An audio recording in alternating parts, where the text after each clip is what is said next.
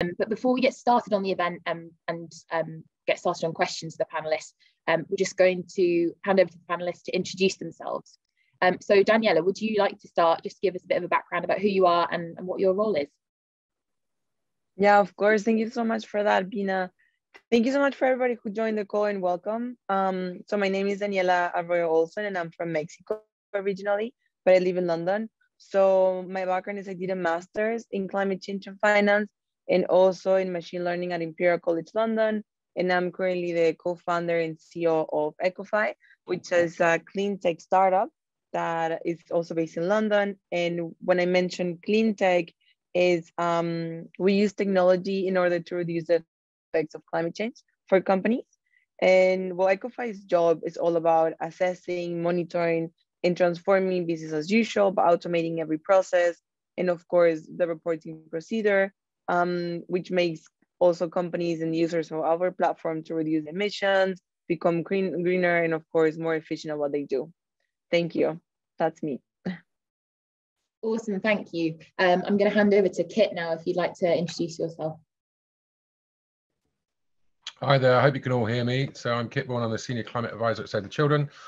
We are a very large international humanitarian development charity with a specific focus on children, probably a bit late to the party on climate change, but really ramping up now. A lot of our work is focused around direct intervention support at country levels in terms of crisis work. So we're in the Ukraine, we're in Yemen, we're in the Sudan, etc. But also influencing at a policy level, but also influencing sort of private sector and different sort of companies and government roles. So trying to sort of work on a systems approach to climate change. My own background is I worked at WWF. I also worked at Care International, so quite a heavy focus on NGO charity sector. And I've also spent 20 years working in sub-Saharan Africa. And I also don't have any O-levels and I don't have any A-levels. So one of my key messages is don't let academia put you back. Look for the opportunities and the things that drive you and the passion that's going to take you forward. So happy to have this conversation later today. Awesome, thank you. Hannah, would you like to introduce yourself? Hi there, my name is Hannah Linzel. Thank you for having me here today. My background is in addiction, so that's drugs, alcohol and tobacco addiction, where I spent 20 years variously on the front line working around homelessness hostels with women who were sex working around the King's Cross red light district in London, and work around Brent at night looking for homeless people and then helping them to access accommodation, hostels, or access, get benefits or ID, or help them with like getting access to healthcare or substance misuse treatment. I then found myself writing some research. I'd gained quite a good understanding at that point of crack cocaine, and I wrote 2 research papers on crack cocaine. And then I found myself in the civil service, where I remained for a number of years, and I wasn't so happy there. I didn't feel so immediately connected to people or to helping people. And then I found coaching, and that helped me find that sweet spot between supporting people to make sustainable changes to their lives. Coaching is about helping someone get to where they want to be in the way they want to get there, and it's about helping them sustain that. So last year I left the civil service and I'm now a full-time coach, and I offer career coaching to women, so helping people figure out what lights them up, what drives them and what they want to do. Thank you for having me. Awesome, thank you. Ben, would you like to introduce yourself? Yeah, hi there everyone. Yeah, so I'm Ben Burton. I guess the main part is I'm a development manager, which is around the design, planning and construction of buildings. So for myself, that's primarily housing. So until recently, I was working at City of York Council on the development of zero carbon homes. So homes and construction in general accounts for about 40% of carbon emissions globally. In York, if operational carbon is about 30% is from the operation of houses, and then some of that's also in addition from the construction of it. So my role is a lot about how we can bring down carbon in the construction process itself for using natural materials like wood and other things like that that can actually act as a carbon store, and then also as the retrofit and new build homes in terms of bringing down how much carbon they use. So that's better insulation, technologies like solar PV panels, air source heat pumps, and especially now moving into doing the retrofit of existing homes. So that's where you've got an old second-hand home, for example, and you bring that up to a modern standard to reduce its energy bills. And I've just moved jobs to a company called Place Capital Group that does that for councils and housing development companies. Thanks. Awesome, great, thanks Ben. And finally, Luke, I can see we've got a Forest Green Rovers fan in the chat. So would you like to introduce yourself and tell us a bit about what your role is? Yeah, so I'm Luke Gasson. Great to see there was a FGR fan in the chat, so buzzing. So I got 2 roles at the club. So first one is an academy coach. So that takes most of my evenings, and then during the day I'm a community coach. So what that entails is a lot of the time going into schools, working with local communities, trying to spread the word of being more sustainable, being more green, what that looks like. So for the club, some people may or may not know, it's the greenest club on the planet. Especially in England as well. So in terms of how we run as a football club on a day-to-day basis, very different to how other clubs run. So in terms of even like looking out now to my pitch, the left-hand side, how they manage the pitch, so using seaweed to fertilise the pitch rather than other forms. So the amount of people we work with is just phenomenal. But in terms of my role, some stuff we do, so work with a thing called PLPS, so working with the Premier League, going into schools, delivering sessions like that, soccer camps we do, like camp supplying vegan food as well to all the participants, and the Fit to Last program. So what that is bringing in schools. They can have a tour of the whole club, and they can see how the clubs run on a day-to-day basis, interact with some of the staff that work here. So that's my main role here. But just to start off, we've got a couple of questions just to kind of get people thinking about what they might want to know more about. And I'm just wondering, to kind of set the scene, firstly to ask all of our panellists, why is considering people and planet in your job role important to you or the industry that you work in, to give a bit more background about the kind of role that you do and the kind of landscape within that sector or that type of work that you're doing? Increasingly over the years, we're seeing a recognition of the inherent and interconnected relationship between the natural environment and human development. And that's been kind of sidelined in the past. It's been seen as either a conservation agenda issue or it's a global north issue, whereas now we're actually recognizing that the right to healthy water, the right to healthy air, the right to live free from risks from climate, etc., is fundamental to human development. So in terms of children, we saw this week the IPCC Working Group 2 report. It didn't get a lot of noise, but it's very, very dire in terms of the sort of impacts that we're heading towards. And our own work shows that children have a very, very highly impacted climate future. So we need to do everything we can to mitigate the risks that are coming towards children, but also build the opportunities in a kind of low carbon, greener economy for children going forward. So for me, it's about principles, but it's also about passion and also recognition that if we don't do it, we fail. So it's kind of like we have to do it, right? And also just to say, the conversation we had, the sector's growing hugely over the years. It's diversified massively. It's not just about polar bears. It's actually about the economies, the food, the way we transport, etc., etc. So it's a very exciting time to get into that kind of field, and it's now kind of diversifying across everything that we do. I'll stop there. Yeah, that's really interesting. Thank you. And Hannah, what about you, coming from kind of your background and from a different sort of industry, not necessarily environmental? I suppose in a people sense, it is about making people happy. People only come for coaching when they're unhappy or when they don't know what to do. And I suppose the knock-on effect for the environment is that unhappy people consume more. They buy stuff online to make themselves happy, to fill the void. They eat more, they drink more, they consume, they take substances, and they go on more holidays. They're more frivolous because they're less content. Their core it is not settled. It's not aligned with their values and what they really want to be. So I suppose there is that actual knock-on effect for the environment, although my role is not an obviously green one. I think it's about consuming and giving people, making people happy. We spend 90,000 hours of our life at work in a lifetime. So it really is important as young as you can to figure out what you want to be doing and make sure that that aligns with who you are and drives you to get out of bed every day. Definitely, thank you. And yeah, like we've all kind of, I'm sure it'll be touched on, there's so many intersections, isn't there, within kind of people and planet. It's really important that we talk about both of them because yeah, they're really interdependent with each other. Ben, what about you? What's kind of the focus of people and planet within your industry, and why is it important? I was going to say, well, for me personally as well, like, I think I very much started off in the people orientated world and wanted to always work with people, and then over time kind of got into the built environment and how that can actually be kind of impactful for people. I guess it's not something I considered much at school in terms of the construction industry and how that is important towards the environment as well.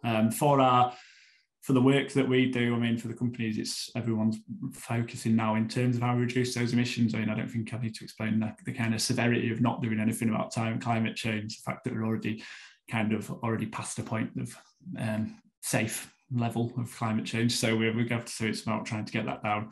And then for the company, in terms of people and planet, they kind of come together really nicely because there's kind of two strands to doing home energy, and one of that is that you're reducing carbon emissions, and that's helpful for the planet.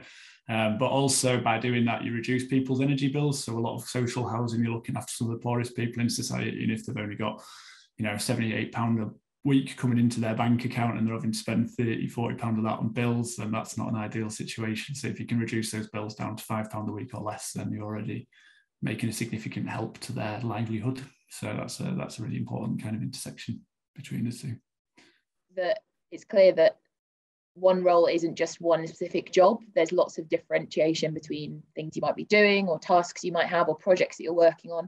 I'm wondering if there's any specific skills, and feel free for anyone to pitch in and panelists to unmute to just answer this question. If there's any specific skills that you think is useful to kind of start thinking about now and developing for young people, even if they're not sure about what role they might want to do in the future, but anything that you've particularly found helpful that you've gained experience in throughout kind of your educational career so far? Yeah, I mean, I think the first thing to say is don't be, if you're looking at the career, don't be worried about what you have in terms of skills at this point. Start thinking about what you're passionate about and what makes you happy and what nourishes you, so what's going to fill you up going forward. And also there was I was reading something about education employment into the future. It's going to be less about skill-based. It's going to be more about the ability to diversify and the ability to jump into different spaces and into different careers. So I think it's really important to think about the things that make you happy and that you really enjoy and where you want to be geographically, politically, socially, etc., and the types of community you want to be in. You can be working for PricewaterhouseCoopers, and I've done that, but that might not fill you with nourishment if you're chasing the dollar-pound sign with people who are really competitive, or you might want to be in the more community level work, doing grassroots work, or you might want to be in sub-Saharan Africa. So think about the things that you really value and the things that you want to do, and then go for it. And then the other thing I would really say is start looking at the job lists, and they might, some of the language is really complicated, some of it is quite daunting, but the more you start to unpack it, the more you start to find, well, that looks interesting. Well, I don't want to do that. I don't want to do proposal development, but to understand the language and the trends that are happening and where stuff's moving, and you can start to gear yourself towards that. And the second thing, I said it early on, I don't have any O-levels. I don't have any A-levels, and I didn't finish my PhD. I have a master's, so I was very lucky I could go back and do that.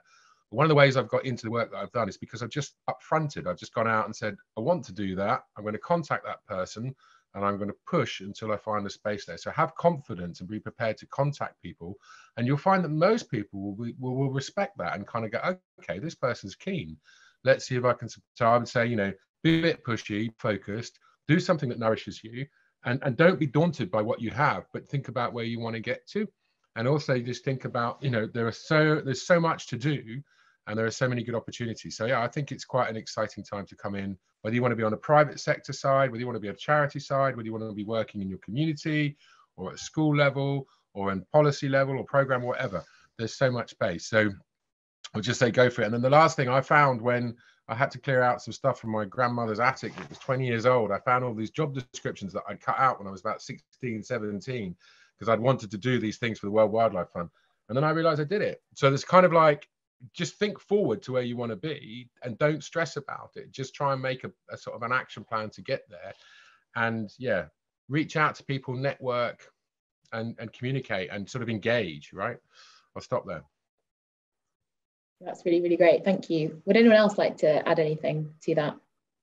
Yeah, I actually wanted to agree with what he just said, and also mention that don't fall into the trap of thinking that you don't know enough, or maybe your ideas are not worth a lot, or maybe someone tells you like, oh, you have this, you can do that. Or for example, I have dyslexia, and it has never been of course it's a challenge, but it shouldn't be something that constrains you, or just because you're young and people think like, oh, you're too young, you should wait, or like you just go and get an experience and maybe sometimes what you need is to be young to really think outside of the box and like take that initiative in order for you to like really make a change. So I would say, like, as kids said, just prepare yourself, really study the subject, be passionate about what you want to do, and don't like get overwhelmed with the job descriptions. You can, at the end of the day, create your own job and like create the own change that you want to do. So yeah, as long as you understand the subject and believe in your idea, just go for it. So just one thing from me, like, it's not even like an industry kind of thing, but for me, like, personally, it's like, don't fear that rejection side of things. Because I think, like, a lot of people, like, they might apply for something that they're really passionate about. They might think, oh, that's my dream job, so to speak. But like, then if they get told no, that can like really deter them. So like, one thing, like, I'd say is, like, for me personally, is like, I'm in my like this position. I got rejected from my initial academy role. So I went in for a trial session, got told literally 2 days afterwards, oh no, we're not interested, sorry. And I was like, absolutely fine. Obviously I was devastated, but and then a few days later it was like, oh, we can't offer you a paid role, but there's a voluntary position. Do you still want it? And I know personally some people that turned that down because they thought, I want a job in that. So I did that for probably 6 or 7 months, not earning a penny from it, losing money through transport, and so to speak. And then got offered the community position through that, in which one of the other coaches at the academy works in the community here. So then by networking, by talking to people, by having good relationships, kind of got me that opportunity, not necessarily what grades I got, my experience before, because I didn't have much experience in this field at all, never been a community coach, so I'm still learning on the job. So yeah, for me, don't fear that rejection. And if you sense an opportunity, or try and put a toe in the door to open that door. So yeah, just do as much as you can, even if it's little or large. So yeah. Kit, I'm going to come to you first, because also someone's asked in the chat specifically to you, how was your experience at PwC valuable in enabling your role at Save the Children? So I'm wondering, yeah, how did you get to where you are now? What experience have you kind of undertaken in roles, but how has it all been helpful to your role that you're currently in? PwC really taught me where I didn't want to work rather than where I do want to work. If you're spending 8 hours a day with people, you want to be with use, and this assumption that a proper job is somewhere like PwC that make money, and that's their profit driven, and that's what they do, and that's that value system. And then it sort of comes down to, yeah, I mean, really putting a lot of pressure on people, putting a lot of mental stress on people to, at the end of the day, make a profit for the shareholders. And that wasn't what turned me on. So that was a good thing to realize that, really. In terms of what I did after secondary school, I didn't get any O levels and I didn't get any A levels, and I was kind of lucky to be able to kind of work my way back into doing masters, the money for that when I was older, but it was a slog. But I went overseas and I decided that I wanted to kind of go and look at and support work on sort of environment conservation work in sub-Saharan Africa. And I just kind of pushed, and I emailed and I wrote, and I just kind of was pushy because I didn't have a kind of a first from a particular place or organization to help me get that. So I've kind of come the non-traditional route. But what I would say is they're actually today, and the person with the PhD didn't get the shortlist because they didn't have the real life experience. So I would sort of say that if you can, you know, connect with people in a community that you want to engage in, understand the values and the things that drive those people and the organization that you're in, and try and go and get some experience. And yeah, there are kind of internships, and I just put a thing in the chat there, we have a youth advisory board, and more of that is happening. But I think it's about sort of just understanding that sector and also getting an example of experience from somewhere, and so trying to gauge that experience. And I think one of the other, I think Luke said it earlier on, you know, don't be sort of pushed down by what people expect from you. You know, you're going to have to give to get at an early stage, and that's okay. And I think that's part of the process. But yeah, I would much rather take someone with a lot of experience over someone who's academically qualified, because if you can't get along with people and you don't understand things, you haven't kind of been in the real world, then it makes it much more difficult. So my suggestion would just be to try and get as much experience as possible. And if you get stuck with that, then reach out and find avenues and just keep exploring on the internet and keep exploring with people. Try and make a connection, whether it's through LinkedIn but have a vision about where you kind of want to go and what you want to work on. That helps. And again, as I said it before, I think you'll find that you'll be surprised that good people in those other sectors will want to help and support. So yeah, I'll stop there. I hope that helps. Thank you. Daniela, what about you? What did you do to get to where you are now? So I completely agree with everybody that they've just been saying, especially with what Ben just said. You don't have to like jump straight into university. I took a 3-year gap before joining university. So it was funny because I was like 21 and everybody was already like 17. And I'm like, yeah, but I wanted to be sure, you know, like if not, I think I will be wasting my time.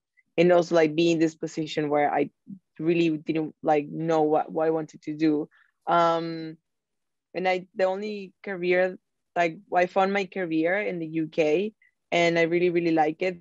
So I just, you know, I was like pushing for what I wanted to do. And also, I mean, I got into Imperial, but I was never that first class student or, you know, all these crazy things of people like, oh my God, you got into this crazy university. But I think just really, really, as Keith, Ben, and Hannah were saying, is just really follow what you really want to do and don't pile just like titles just because you want to pile them, right? So I wanted to learn something specific, and this is why I did a master's, not because I wanted to put another title on my name.